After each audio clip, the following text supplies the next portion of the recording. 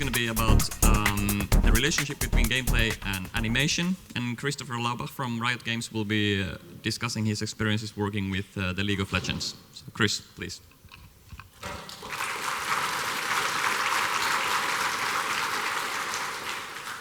Thank you very much, Mika, and thank you everyone for coming. So I'm Chris. I became an animation engineer eventually, but before that I was playing lots of games like Prince of Persia and Soul Calibur. In Prince of Persia, I was running around and running up walls, flipping off enemies, making beautiful jumps, spinning around, and the agility and beauty of the animations my character had really brought me into the game. It's a lot of the reason why I like the game so much. And playing in Soul Calibur, I played Nightmare. You know, he's a big armored knight, he's got a huge blade. Some people might think he's slow, but once you get good with him, he's not slow at all. He's just completely fluid, and you could chain attack into attack and, you know, just never stop moving your sword and just absolutely punish your enemies. So the fluidity and smoothness of the animations in these games are a lot of the reason why I started getting into animation programming, because I already knew I wanted to make games, and I was okay at math, so I gave it a shot, right? In graduate school, I implemented a procedural IK solution for walking on uneven terrain. At that time, I realized that, like, yeah, it worked, but I'm absolutely crap at art. But hopefully, the kind of things that I did for this, if I actually combined it with the beauty and art that animators actually put into things, we could make some pretty good things happen, and I could enhance what they make with my code. At Riot, we aspire to be the most player-focused company in the world. So to me, this means that I really have to use my skills and work with the artists and designers to try and make just the highest quality things we can deliver to our players. I'm trying to multiply the power of my team, especially with the position I am on the champion team. So I'm actually one of the engineers on the champion team and the primary subject matter expert for animation tech on League of Legends. So I get to work with extremely talented artists, designers, and producers to, I directly contributed to around 18 champions and helped out on a number of other champions and skins. So I'm going to introduce League of Legends. This is so you understand the context of everything we're going to talk about. I'm going to talk about animation's role on League of Legends and share the intentional relationship between animation and gameplay that we have. Like most studios, we have constraints on the things we can build. We don't have infinite time, we don't have infinite resources, and there's also other things that the game design limits for us. So we're going to talk a little bit about that and how that helps us choose good technology solutions. And I'm going to show you some cases in League of Legends where I use that information to try and find what hopefully are good technology and creative solutions to a few animation challenges we've had. So if you're not familiar, our game is an isometric top-down camera-style game where opposing teams of 5 players compete in combat, and they're trying to destroy objectives and eventually the other team's base. It's got some pretty fast action, and I'm going to show you a quick video of what happens from our current esports season. So as you can see here, the characters are pretty small on the screen, and the top-down angle gives you generally just a silhouette view of what's happening. But with the action this small, every move is still very critical, and players need to be able to read what's happening. So right here, you have 10 people fighting, very quick actions. People have to be able to react to the moves. They need to be able to use counterplay, judging what the other characters are doing. So you see how if we don't have any animations at all, this would be absolute crap, and you wouldn't understand anything. Obviously, VFX go far away, but this is some of the role of what we have for animation.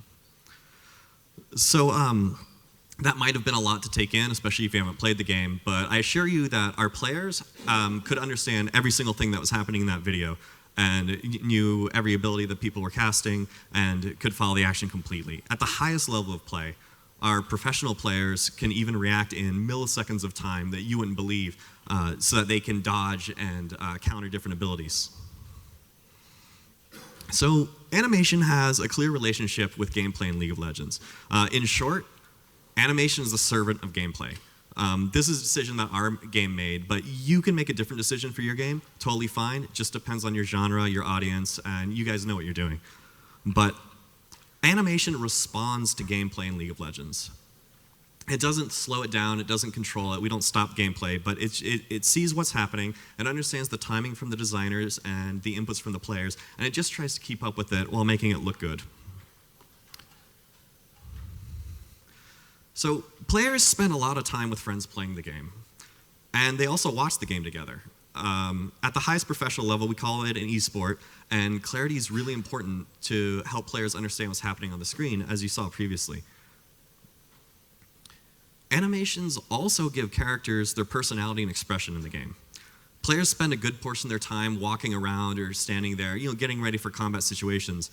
And this is a good opportunity for our animators to put the character and life into the different units that you play as. This is Draven.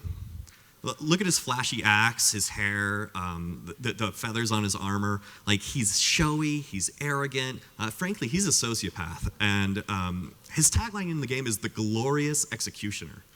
A fight with him is literally a death sentence in the region he's from, and he carries it out to cheers of crowds and stuff like that. So you can see some of his animations here. These are just some idle joke and taunt animations. See the way he's spinning his axes, the way he poses, the way he fixes his hair. You can see his personality coming through very strongly. Yeah, I think he has one of the strongest personalities in our game, and the animators did a really great job at letting that come through. A third role animation has is to actually give satisfaction to some of the moves that players do. So Darius is a very strong character. He's very direct. He's actually the older, wiser brother of Draven, who's, less into the cheers of the crowds, but more into just showing might and getting things done. When he animates, the animators stretch the character. They make the axe grow bigger when he spins and pulls.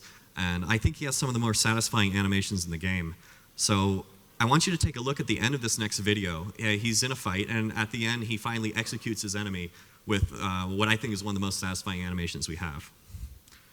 So he's playing in lane, and he pulls Karthus closer. Now he's trying to escape. Karthus can't get away. Spin, and then boom, jumps into the air. Axe grows twice as big. Arms stretch. QA files a bug that the animation broke. The animators have to say, no, that was on purpose. It makes it look better.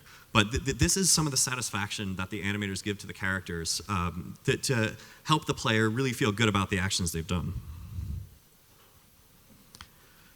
We've covered a bit about the role animation has on League, but let's talk about some of the constraints we have to help guide us to our solutions to different challenges.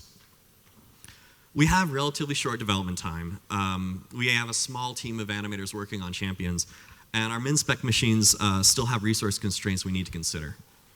For these reasons, anything that needs a ton of transition animations, where you blend multiple transitions from animation A to animation B, depending on when you interrupt it, they're just not going to work for us. We don't have time to make them, and we don't really have the resources to keep them in memory. I know all you people working on console are probably laughing at me, and I'm sorry, but we still have a lot of characters, and but the main constraints of animator resource time is kind of a big deal for us. So there's other constraints for your tech choices in your game. There's actually not your studio development constraints, but what constraints your game has. So for our game, responding to gameplay and responding to player input is extremely important. We have to respond very quickly. If you have a spell cast and it has a beautiful animation to finish the spell cast, I mean, the spell's already happened, so the gameplay's done. And the rest of the animation is just decorating and give the character personality. Well, if the player casts another spell, we just don't care about that. It's not as important. So we blend extremely quickly into the new spell, and yeah, it makes the animation fidelity look not quite as good there because you didn't get your nice lead-out animation. But for our game, that's the right decision because the player needs the responsiveness to their actions. I'm going to run you through a few examples of where I've used some of the constraints League has and some of the priorities about gameplay responsiveness versus fidelity to try and solve some animation challenges we had in the past. But before we jump into that, I want to tell you about how I came up with this solution process that I kind of like and now I'm doing pretty deliberately. When we were making Thresh, he's a character with a very long chain whip. We'd never done that before. Currently, at the time, if you attack and you turn away, everything spins. So if the chain is part of the character, the chain would just spin through the air like this, and it wouldn't look great. So the tech artist pulled me aside, JP and T, and they said, Chris, how are we going to do this? I was like, But I don't know. So we get in a room, we met a couple times, and we start off with what happened really organically at the time, but because it worked so well, I kind of do it on purpose now. Said, well, what's the highest quality? All right, the highest quality would be he attacks with his whip, and when he turns away, it doesn't look stupid and it doesn't just spin through the air. So it would kind of need to keep pointing at where you attacked to. It's like, okay, yeah, we agree, that'd be the highest. So what do we need to do that? What if we had magic technology? Well, it would have to do some kind of blending or pointing or procedural fix-up to look at the target. It's like, well, we could probably do parametric blending. You know, it was nothing new at the time, but the question was, do we have time to make that? If the answer is yes, and you have the resources, and you think hopefully it has some reuse on other characters, then congratulations, problem solved, you now know what you need to do. If the answer is no, then think about what's most important about the quality things you're aiming for, and see if what pieces of that you can prioritize, and maybe you can come up with a solution in between that'll get you a high enough quality bar for what you're aiming for. I'm going to show you how I use that process working on another champion, Yasuo. He needed to handle very quick player input and basically random character changes that you can't predict when you're just writing the code to make sure that he plays his animation smoothly when he puts away his sword. This is Yasuo. So he's the last member of a Wind-style sword school, and ultimately he had to face off against his brother after being wrongly accused for the destruction of the school and the murder of its master. He's extremely precise, elegant, graceful. He's very deliberate in his actions, and for this kind of character, the animator and the designer just really didn't want him to run around with his sword out all the time because it would look kind of awkward. Well, knowing that we wanted to put his sword away, we had a couple challenges. One, this is an extremely thin piece of geometry that we want to put inside another extremely thin piece of geometry. But besides that, he kind of had a hips sideways idle animation and a hips forward run animation. And anyone here who's made shooters knows exactly the problem I'm talking about. You have to kind of blend between these two different things. So, you know, the animator came up with the sheathing animation. The designer hooked it up. He just, made a timer for out of combat. We all saw it in the meeting. We're like, this is amazing. But that kind of looks like crap when he's sideways or when he's forward. So the animator wanted a full body animation for idle and an upper body animation for running. It makes a lot of sense. This is what it kind of looked like with the first implementation. So you see here, he takes out his sword, he's running, upper body animation to put it away. Looks absolutely beautiful. Good job, animator did great. We're playing back what he made. Here, idle, pay attention to the upper body. It's kind of twisting after he puts it away. That was the problem of the hip facing. So we knew what we wanted to do. We know what the best quality is. It's exactly what the animator wanted. We need to figure out a way to do the upper body, lower body things depending on whether you're moving or not. We also know we can't do dozens of transition animations, and we have to respond to any amount of starting and stopping the players might do. I mean, people move around a lot in the game. There's no way to predict it, and we don't want to control it. We don't want to slow them down depending on what animation you're in. They would absolutely hate that. So I had an idea of something I wanted to try based off a designer request from earlier. This is Brian Feeney. He's a designer I work with. He's extremely smart, very clever. He jokes around a lot, but if you're listening to him and he's not joking, you should probably pay attention because he's probably right about something. So he comes over to my desk. He's like, dude, on all these characters, we have these run animations for when they're running fast. You know, they come out of the base, they have home guard boots or something. We want to give them like a really swift run, and what happens is the animator makes an animation, and he tells his designers like, hey, can you hook up the script? And this is very repetitive. And once the animators figured out they liked these animations, every single character needed to have them. It's like, can you hook up the script? Can I hook up the script? And it was just kind of a pain for the designers, and it also was a pain for the animators. They couldn't just unlock themselves. They had to wait on these other guys. So he said, Chris, can you fix this? Like, all you got to do is just make it pick from whether you're moving or not. It's like, well, yeah, I would love to, but we have all these other champions I have to make, and I was the only guy working on it at the time. So he wanted parametric selection, basically. Well, thankfully with Yasuo, it kind of saw an opportunity. Like, all right, we can level this up. I can give Brian the thing he wanted and give Yasuo the thing he wants at the same time. But we also needed to make sure that the animation is blended properly. And if you're halfway through the animation running, putting the sword away, and then you stop, we don't want to start the animation at the beginning, so we needed some kind of sync up. We went through a couple iterations, talked with the animator. We redid some of the animations to make sure the timing and choreography was the same. I'm sure this has never happened to anyone else. Every animation comes out perfect the first time. But after a few iterations, we got there, and this is what it looked like in the game. So here, idle animation, full body. The legs look great. The hips look good. It puts away the sword. Looks fantastic. Now, running, this is a purely upper body animation. Hips forward, looks great. Here, I'm changing between upper and lower body. I'm stopping during the move. And because the blend time of the selection clip, the parametric selection, was the same as the blend time from idle to run, it actually covers up the twisting problem completely. So we kind of like this result. It looked pretty good. And my advice here is anytime you can upgrade your animation system to just have a little higher level knowledge of what your game's actually trying to do, I recommend trying it. You're probably going to unlock some power for your animators.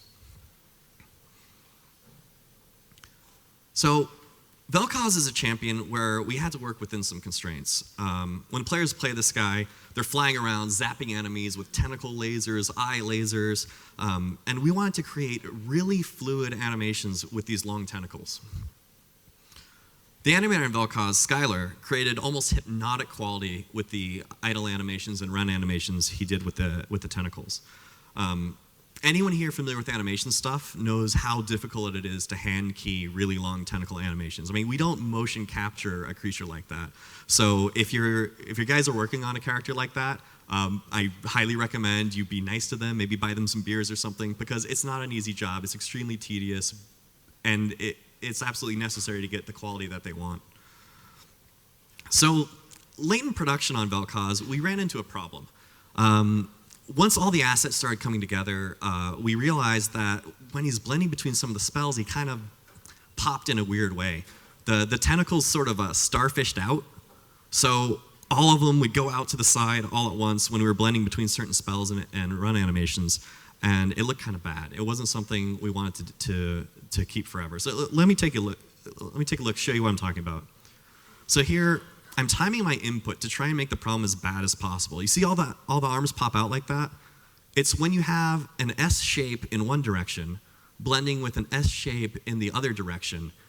Halfway through the blend, when you're blending all joints at once, it basically straightens out. So we knew what we had, and after thinking about it, we figured out, okay, this is something to do with the blending. Through testing and seeing it doesn't happen, oh, it happened there. It's like, okay, it's the timing. We knew what we wanted. We wanted it to not starfish out. And it was pretty late in the process. We're looking at our options. They're looking at me, and they're like, Chris, what are we going to do about this? Well, once again, can't do a ton of transition animations. So we have to respond to any timing of player input. So basically, we have to try and make blends better. I had an idea of how to fix this. It was basically the only idea I had, so I gave it a shot. Something I call a Cascade Blend, where instead of blending all joints at once, we're only blending a few joints at a time. So if you look at Vel'Koz in the animation viewer, which is spoiler, this is the first time this has ever been seen as far as I know, you see he's basically 3 long joint chains and then some stuff around the middle to move the decoration parts in the head. So what I do is I created a box near the root. It's kind of a virtual window where I wanted to blend joints. And we interpolate in the blend, of course, from animation A to animation B. On the very left side of the box, the part closer to the root, we are 100% blended into animation B. But on the right side of the box, we are 100% animation A. The blend hasn't started yet. So if I move the box down the tentacles over time, we could then use the same thing. Left side is B, right side is A, and over time blend the joints, not all at once, to hopefully get the animations to snake into place.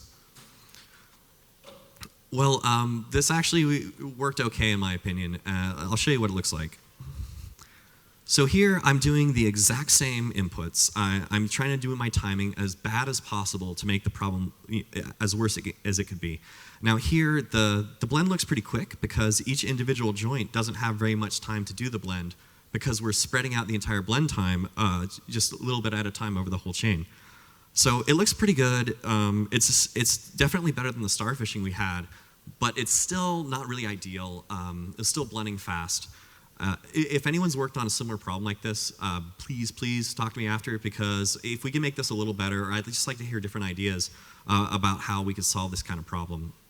Because the solution is decent, but I still don't think it's perfect. It's not exactly as a premeditated character movement would look. With Rek'Sai, we changed how the movement in our game feels without actually changing the gameplay. So she's a beautiful character. She moves underground. She's a hunter. She's an alpha predator. And she also has kind of a long tail. So with this character, we had a goal. We said, all right, I know that our characters pivot on a point. They just kind of twist when they move. They have very high turn rates. But we think we can do better. This is what the characters in the game looked like at the time. And normally we don't make characters this long exactly for this reason. The tail looks stiff. It's basically spinning on a point. She looks like a boat when she moves around. But we knew this problem going into it, and we had a little bit of foresight and development time to try and do something about it. The input of the players is going to be any frequency. It's going to be extremely fast. We can't build 30 different turn animations and figure out where you are, and then heaven forbid a double turn. But I kind of had an idea to try out still. Before I get into the solution, I want to tell you a little bit about the origins of this problem.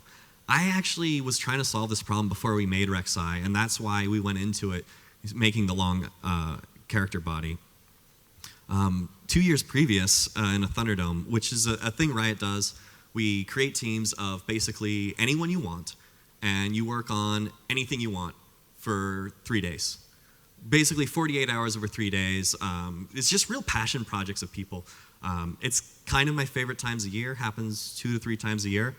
And me and a tech animator and an animator got together and we said, hey, can we solve this? Can we make our characters turn? Because we've played other games. We've seen the beautiful turning and responsive animations other games have. We said, well, all right, we want to try something like that, but we can't really slow down the responsiveness of gameplay.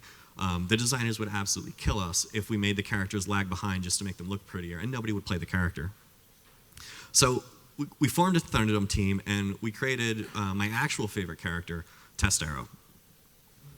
So this is never before seen by anyone except for external QA, and to my delight, it was somebody dressed as Test Arrow in a Halloween contest, and it was the very bottom voting choice, and I told all the artists and designers to help me build it, but Test Arrow is a character specifically designed for trying to solve the turning problem and for animation debugging. All the animations are like 90-degree rotation X on one joint, 90-degree rotation Y on one joint. If there's any problem in our anim code, you can actually debug the code, look at the numbers, and get reasonable values from it because the animations are purposely so simple and the skeleton is so uniform.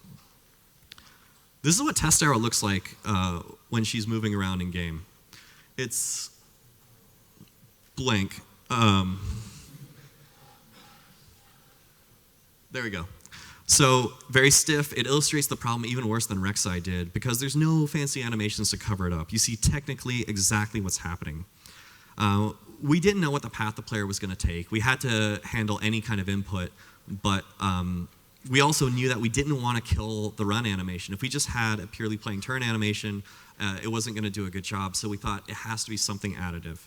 So we put together some animations, and it was just a 90-degree turn to the right, 90-degree turn to the left. And we played it additive, simple Y rotation. Now here you see it's moving down the character body at basically the run speed of the character.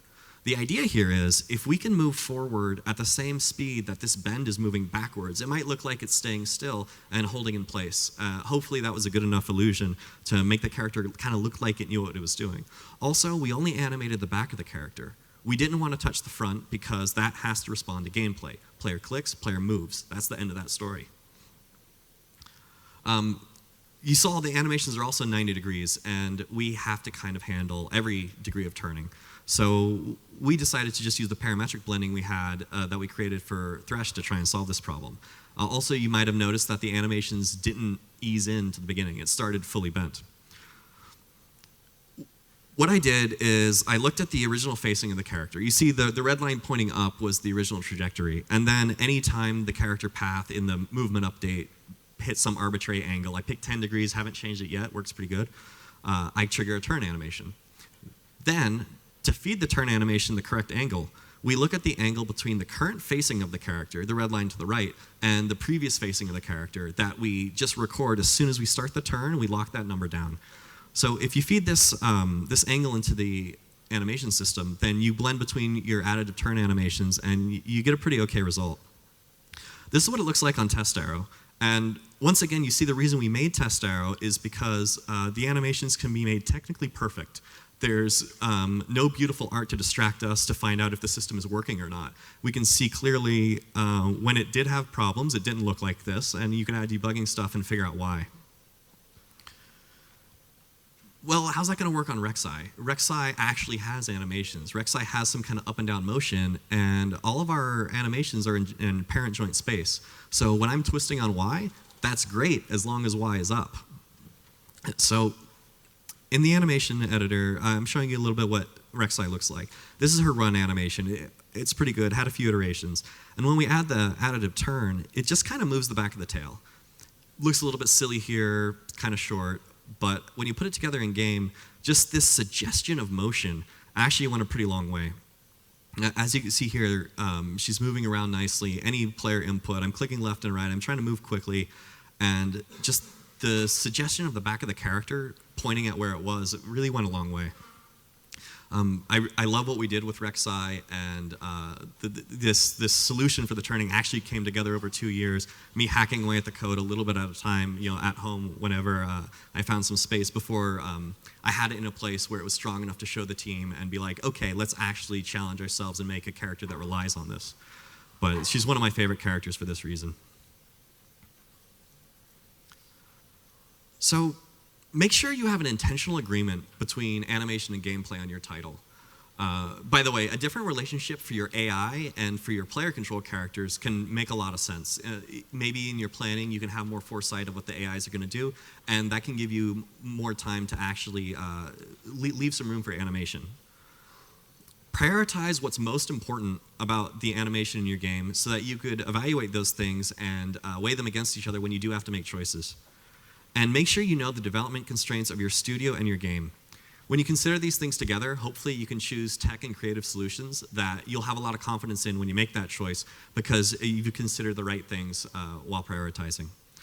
So the whole reason we do all this stuff is just so we can make good games for players. I mean, we're all players ourselves, we're all gamers, so we put these things together to hopefully create a nice product so everyone can enjoy.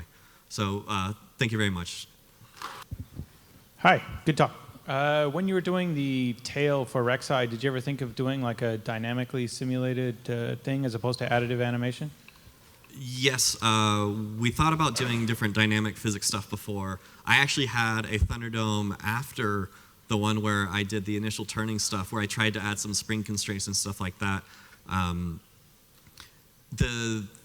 Why we went with the additive stuff is it was just a little easier to implement, and it was slightly easier runtime costs. We basically already had the additive blending, we had the animation system already running, so it just wasn't a big deal to do.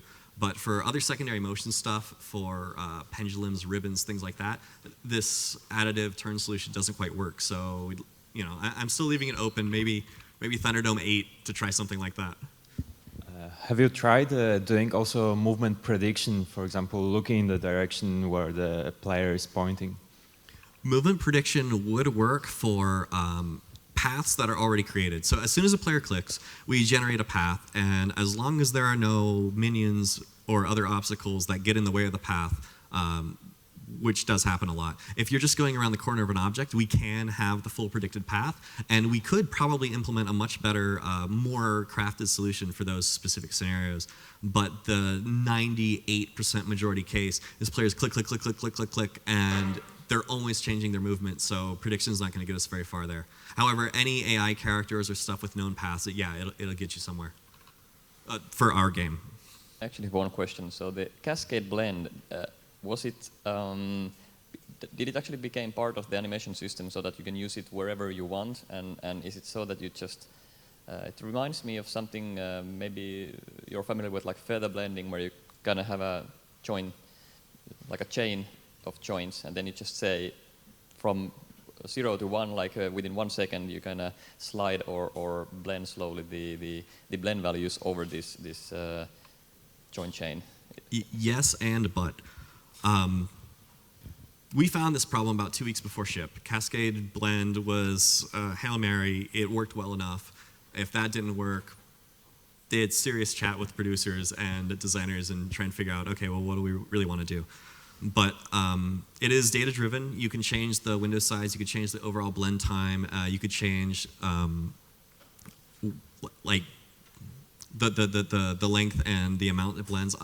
What we did also was this set up our system to kind of have 2 blends. Before, it was everything, animation A to animation B, all joints at the same time. So under the hood, the code is now in a better place where we could add more blends, we could add more feather blends. If any of you guys don't like the Cascade Blend, you can do it the opposite order. It'll work similarly, just depending on what you want to do. You could probably even take some joints at random weights and have every joint have its own curve from animation A to animation B, and it'll probably solve the same problem. But while I say yes and but, also, yeah, it's data driven, it has parameters. They happen to be written in the animation blend file by me. I didn't even have time to hook up the editor for it. If we have another character coming up that would need this stuff, it would be the time I'd take to put more effort into it, more effort into the tooling, and more effort into the tuning and curves that you could use. There is a question from the stream.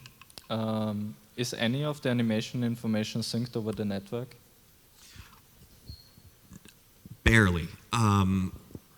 What we actually do is we send the actions over the network. The spells are sent over the network, and when the client receives information about a spell, it knows how to play it. However, animation overrides, like what I told you about the run stuff. If you hook it up with the new system I wrote, it just knows I'm running, here's my move speed, play this animation. With the old stuff, it said animation override. When this thing happens, replace run with run haste. And as far as all the rest of the animation system's concerned, run haste is run. All the blending values, all that stuff, they're basically the same animation. So that is networked, that is replicated, but the rest of the stuff, we're really just doing state things. I don't really have a large desire to replicate more animation info. I do have a desire to give the game and the engine a better understanding of what the animation state is. That way it can replicate those things and just let the clients resim from then on. Hi. You said that the kink in the tail is synced to the movement speed of the characters. So what if the character's movement speed changes during gameplay? Do you just speed the animation up and it looks fine, or how do you handle that? That is exactly what we have to do. Our character move speeds do change. You can get faster or slower depending on what's happening, and it is not currently changing by move speed, but because right now it's a decorator, it adds the impression of motion, and the tail has some weight to it. So even though we clamped the animations at 90 degrees at ship, you can turn 180 degrees, and all that happens is it looks like the meatiness and thickness of the tail pulls it so that it doesn't really want to be that flexible. Similarly, if you're moving too fast, you'll still get the impression of motion, but for ultimate precision, yeah, we'd have to scale it by move speed, which the animators can actually hook up just with an anim modifier in the tool. They say, anim modifier, playback related to run speed, they find their multiplier by asking me, and then they put it into the tool and it works. The next question from the stream. How would you do hit response to different impact scales, physics, especially to make impacts more satisfying to players? We've thought about impacts before, and physics is one way to go. Animation blending, if you have like a pose where you're knocked back one way and then you could blend in and out of it. We would just need to make sure whatever thing, if we decide to try it out, we would have to be able to recover from it and go back into a spell animation at any given time in a very quick blend. Because getting hit does look really cool, but it has to communicate the clarity of the spell actions if those happen afterwards. But it's something we're not really looking at in the near term, but blending or physics would be two ways to do it. If you want it to work on more things at once, you'd have to figure out a physics thing. Unfortunately, for League of Legends, The character rigs are really different. There's centaurs, there's scorpions, there's bipads, there's tentacle monsters with giant eyeballs. And even if we wanted to set up some kind of IK stuff, it would still be a lot of setup character to character. And there's nothing we're going to find that'll just automatically work for everything. However, on new characters, it could be an opportunity to make animations like that you could blend to. So, thank you again, Christopher. Thank you.